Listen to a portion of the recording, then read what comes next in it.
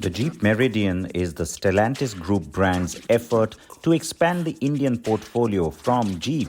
In fact, there is what you may call a product offensive that's on, with India getting 4 locally made Jeeps by the year end.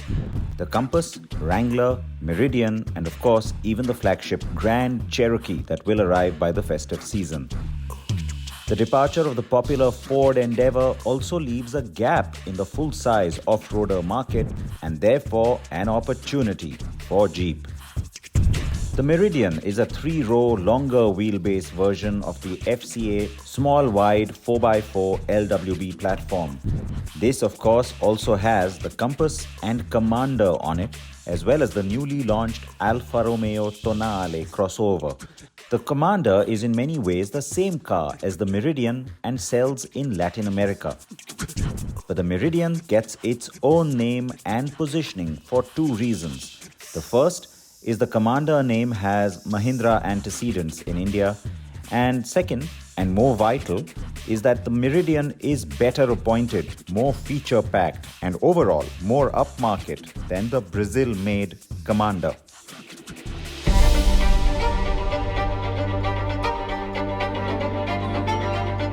I am in Chandigarh to drive this car, and the smooth tarmac this Union Territory offers is an absolute delight.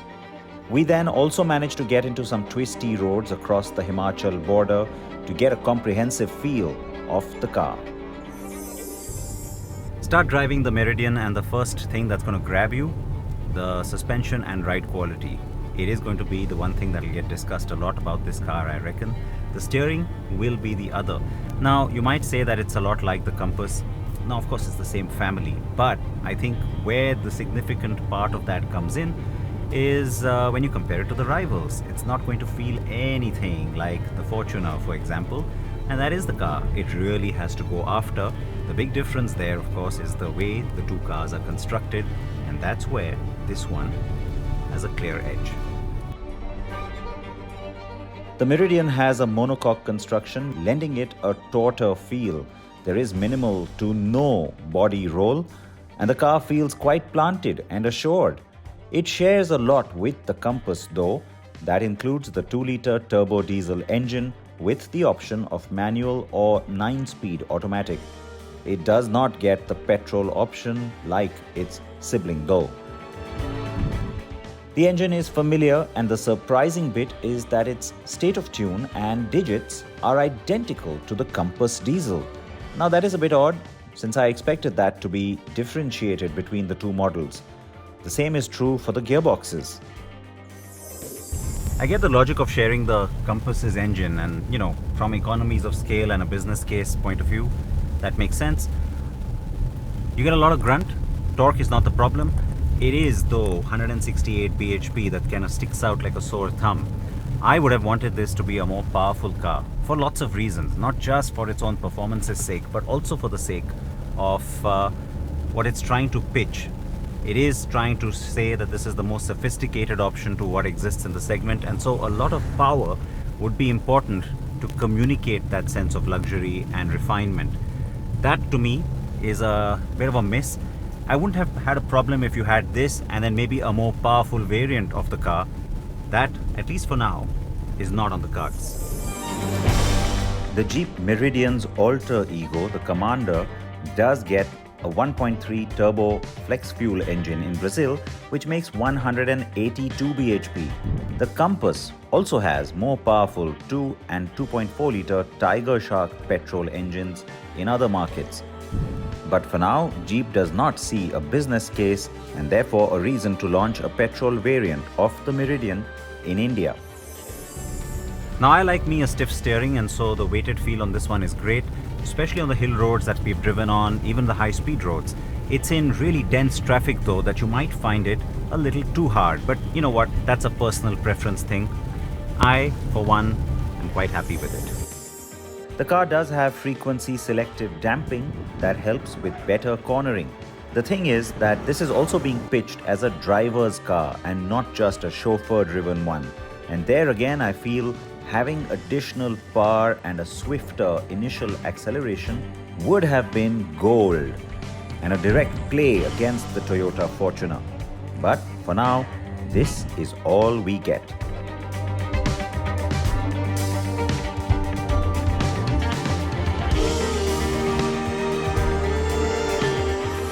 I sat in the back a little while earlier when Shams was driving, and it does feel very comfortable in the back as well.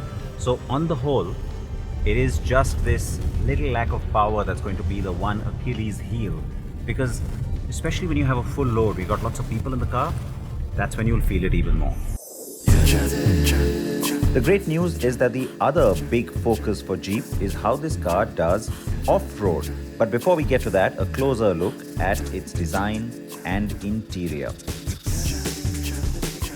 The size of the car is substantial. It strikes you at first glance, and especially when you compare to the Compass, because that is going to be the inevitable comparison. This one is 364 millimeters longer, 146 millimeters more when it comes to the wheelbase. That's significant. We'll talk about that on the inside as to why that's important, though it's kind of obvious. I like the pattern on the alloy wheels, and you've got options, of course, just two trims. So you also get the painted black two-tone alloy wheel and the two-tone roof also on some colors and only on the limited option variant. In the front, of course, typical Jeep territory. I don't have to talk about the 7 slats, but what I will say is that unlike the Compass, what you are starting to see here is a little bit more of that upright face that the new Grand Cherokee has brought in, the Wagoneer and the Grand Cherokee. You get a little hint of that, which is good. Slimmer lights as well. Again, that's good because it has to create a differentiation between this and the Compass, and that is something that I feel the designers have been able to pull off. Too much chrome for my liking, but you know what, the market's gonna love it. An intentional effort has been made to swank up the cabin of the Meridian to give it upmarket feels. The quilted leather finish seats, the color palette in rich, dark tones do convey that to a certain extent. The plastics, especially on the doors and around the sides of the cabin, could have been better though. The panoramic sunroof, 10.1-inch touchscreen, 10.2-inch digital instrument cluster, ventilated front power seats, power tailgate, and a few other comfort and tech features are borrowed from the top-spec Compass to good effect. Most features are standard. There will be 2 trims, the Limited and the Limited Option. The latter is obviously better loaded. The Meridian is also a connected car and has Jeep's UCONNECT suite with features like geofencing, remote door lock, unlock, etc. The car also has an inbuilt SIM with free data services for 3 years. It gives you access to a variety of entertainment and navigation apps. The Meridian also has wireless Apple CarPlay and Android Auto, besides a wireless phone charger.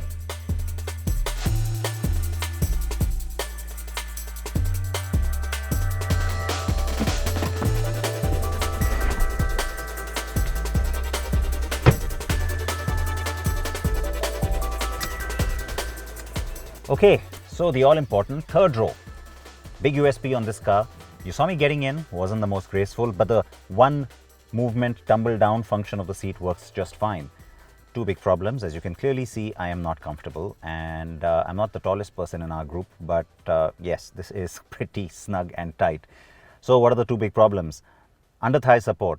Well, you can't even talk about it because thighs aren't in play here, so there is absolutely none to speak of.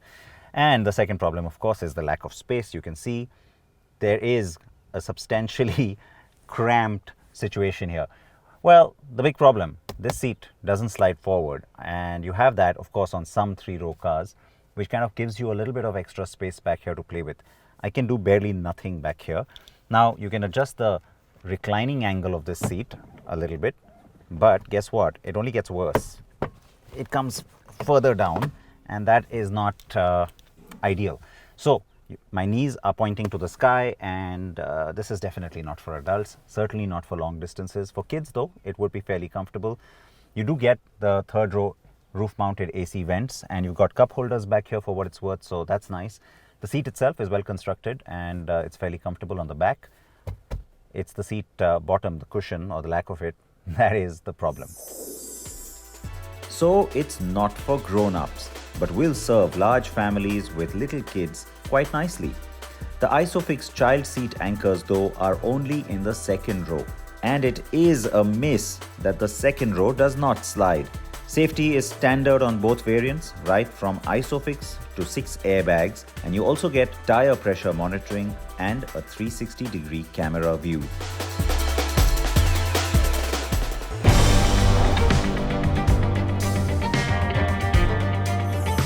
The whole focus of coming to this off-road track is to obviously talk about the capability of this car.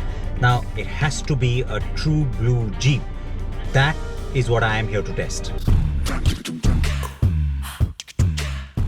Jeep had set up an off-road trail with help from Event Solutions, a company that curates off-road experiences. Of course, while the Meridian will have front-wheel drive and four-wheel drive variants, my test car has 4x4. The Jeep Active Drive 4x4 system, as seen on the compass, making the off-roading pretty effortless. SELEC-TERRAIN with multiple drive modes is standard on the 4x4 variants.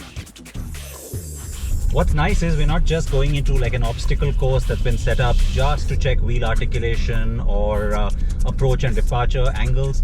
What we are instead doing is literally going off-roading. We're doing a cross-country drive through the woods. And to me, personally, that's always fun, but it's also the better showcase of the car's capability. The course was technical and also involved quite a few kilometers of driving in the rough, some steep inclines, sandbanks, water crossings, and even some zones like obstacle courses that were specifically set up to display the car's articulation.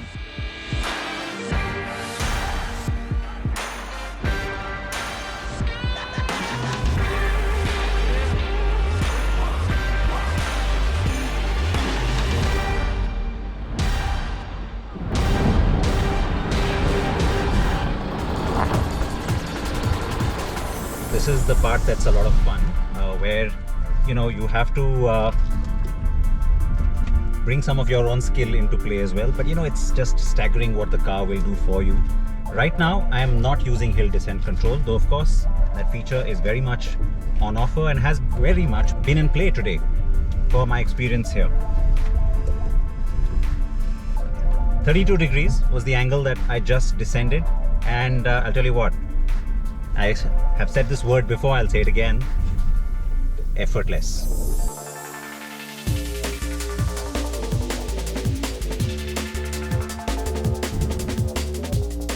The Compass starts at just over 18 lakh rupees and tops off at 31 lakh rupees for the Trailhawk.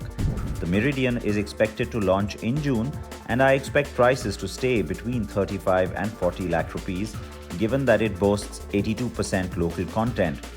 But if it really needs to take on the diesel Toyota Fortuner head-on, which is similarly priced, Jeep will do well to start at 31 lakh rupees and top off at 35. So, you've seen what we've just done with the car. Don't be fooled by its very swish upmarket and very urban looks. The good news, it is very much a Jeep.